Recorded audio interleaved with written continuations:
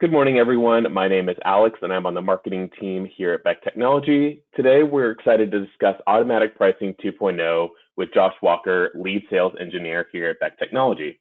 For those of you who might be unfamiliar with Automatic Pricing and DESTINI Estimator, this idea was brought forth as a means of improving the features available in Estimator. Beck Technology's development team brought it to the Innovations Lab, where they collaborated and began working on an automatic pricing feature. The feature saves estimators a significant amount of time, freeing them up to focus on higher value activities. As we continue to move into the future, we know that feedback is essential and can shape not only the pre-construction industry, but the trends that affect it. I now want to allow Josh to share a couple of Automatic Pricing 2.0 features in depth. Take it away, Josh. Good morning, everybody. Thank you for joining us. Very excited to show you Automatic Pricing 2.0 this morning. So we'll go through at a high level, like Alex said, we'll go through and touch on what new takeoff features have been added to Assemblies. We'll also touch on some other features that were added in this release. So as we begin, if you've never seen the product before, this is DESTINI Estimator. This is the home screen. So if you were to launch the program for the first time for the day, this is what you would see. Where we're going to start our time together today is from a template. So templates can really be anything that we would like them to be. Most of our clients have, standard views, fee tables, historical properties in there, but they can really contain as much information as you would like them to. So where we'll begin our time together this morning is in the estimate view. We'll also shortly move over here to the takeoff view as well. So we'll introduce a couple windows that will play a key part in our time together this morning. So our first is the cost database view. So this is the menu of options from your database that we can bring into an estimate, whether it's a line item or an assembly. We will focus most of our time together today on assemblies. The other view is our cost information view. So the cost information view is going to show us all the information that the database knows about a line item that we selected. So for example, we selected on ceiling board, it will show us its description, its WBS property values as well. Where we're going to head next is we're going to go do some takeoff. As we go through today, one thing that is important to remember is that everything from the project tab to our dashboard tab, along with cost information and cost database, can be on their own monitors. So keep everything on one monitor for our time together today, but we can't, most of our clients do use it in a multi-monitor environment. So where we'll go first is we'll go to our takeoff, then we'll load in a PDF.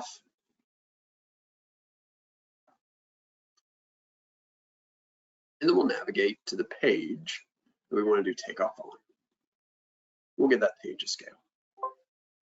So the first new feature that we will touch on is the ability to aggregate multiple takeoffs to one assembly. So what does that mean? We're going to do multiple takeoffs and answer the questions to one assemblies from those takeoffs. So the first thing that we'll do is we'll go to our takeoff palette, and we have one item that isn't tied to cost. So it is just a takeoff palette item. So we have our construction joint. We'll do a little takeoff with it, and then we're going to tie this to our slab on grade assembly here in just a moment. So we'll do takeoff on one side of our building for our example, and then we'll do takeoff on the other side as well. So we're going to come back and use the link that we just took off there momentarily in our slab on grade assembly. So what we'll do now is in our cost database, when you first open the product, you'll be in the line items view. We're going to switch over to the assemblies. Assemblies are a group of line items with a series of questions asked about them. So what we're going to do is we're going to select on our slab on grade assembly. And down at the bottom, we'll see the questions that that assembly asks. And then as we start to answer those questions, line items will populate over on the right-hand side. So we're going to do our takeoff. And when we do our takeoff, area and perimeter will be filled in from the takeoff that we do. So we'll work our way around the exterior of our floor plan.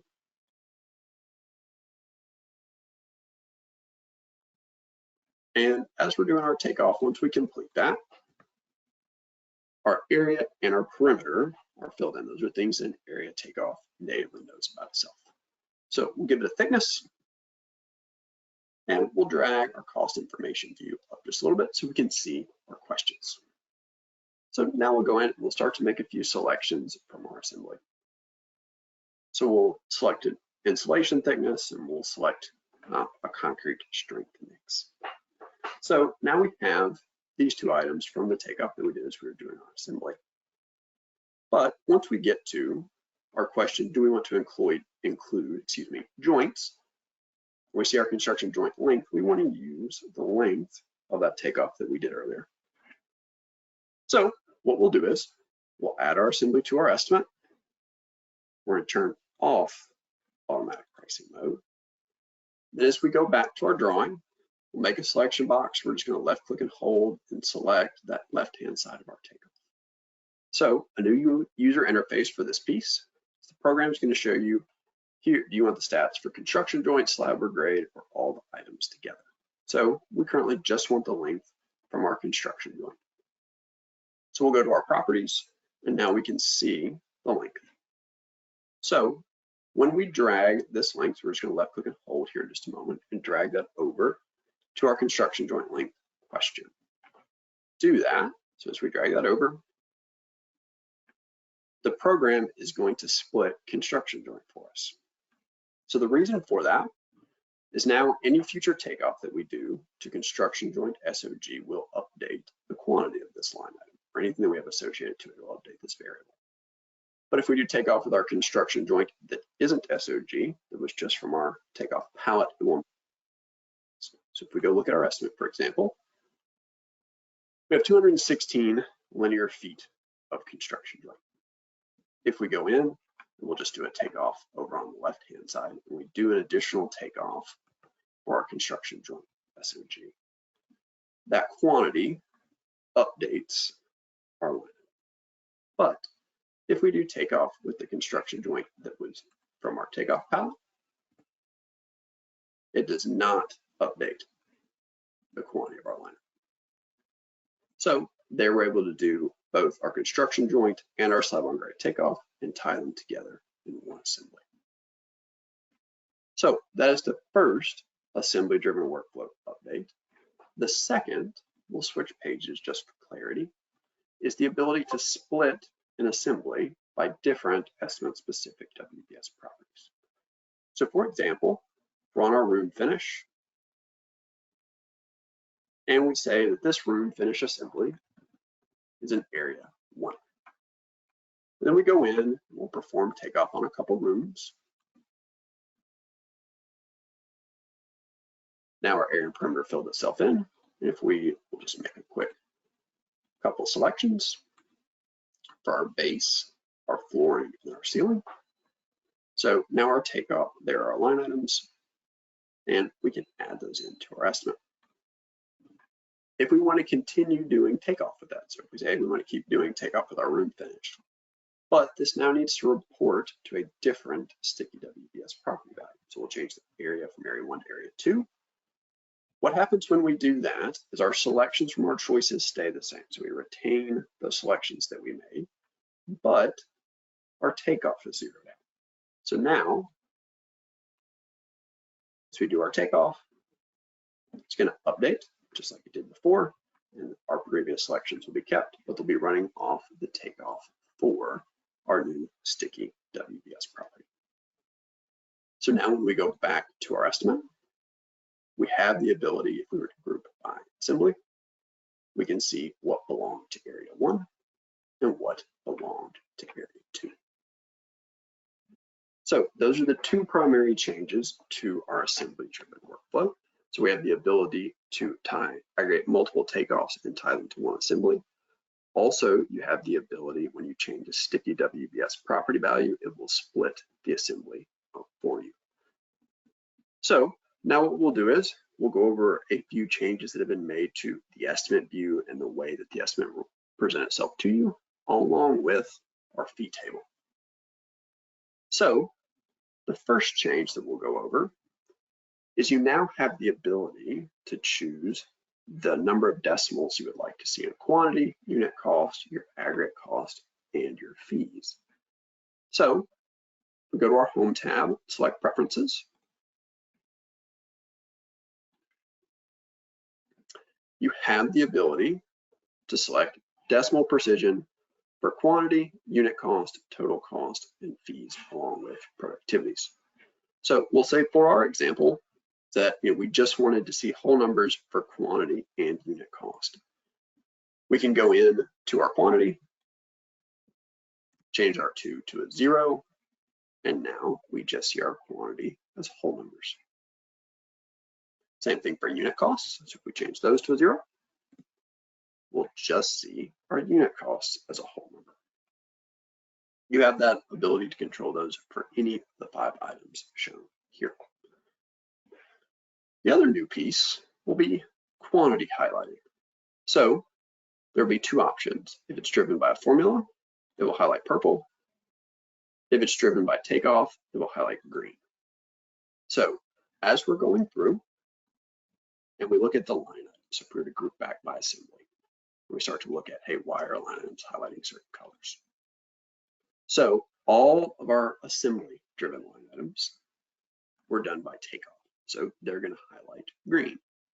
Our ceiling board line item that we just added manually at the beginning, isn't formula driven and it's not driven by takeoff. So it's not highlighting any color. But if we were to give it a formula, it would highlight purple. And that's one other new feature to this release.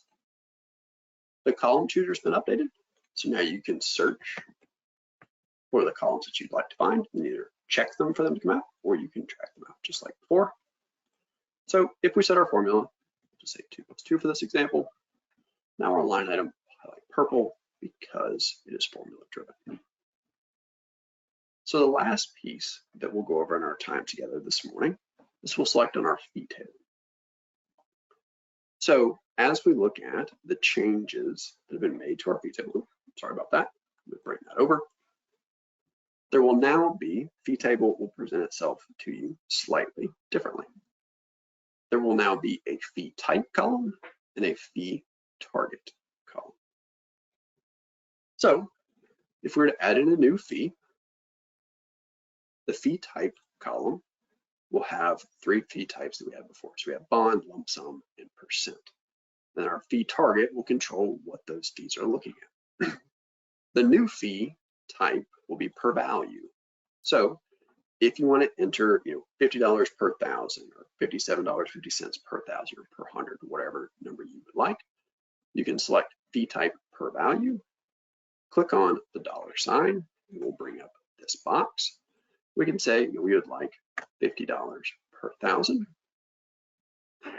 And then in our fee target column, we have the options that were provided to us previously as well.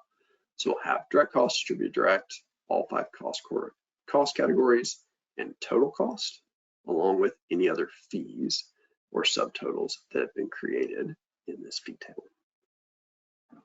So before I open up for questions, quick refresher on everything that we've covered today. We went over how we can add takeoffs and tie them to one assembly.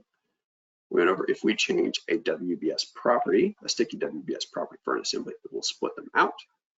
We have the ability to sum cells. Sorry, I left that one off. So if we select on 3 cells, it'll show us the sum down at the bottom. If we were to give those items unit costs, we can also select on their totals. It will sum and show us a $sign. If we select quantities, it will just show a standard number. We went over how we can change our decimal precision and our new highlighting rules, column chooser. Alex, I know we just have a few seconds left, but are there any questions? Yeah, I think we do have time for one question, and thank you so much, Josh, for walking through some of those key features in AP 2.0. I think that one comes with that last feature that you just showed, and it is, do the numbers round up, down, or closest to the number? I believe that's on the last feature that you were able to show us today. So numbers here, I will follow up with that one on, I believe they're going to follow standard rounding rules. So everything 0.49 and below should round down, and everything 0.5 and up should round up. But I'll double check on that and follow up. Awesome. And I know that we had a number of other questions that came through today. Again, if we were not able to get to yours, please know that we will follow up with you after this presentation. I want to thank Josh for walking through some of these features of AP 2.0 with us today, and everyone for attending. This recording will be available, so stay tuned for more on that. And thank you again for everyone for attending today. Thanks, everyone.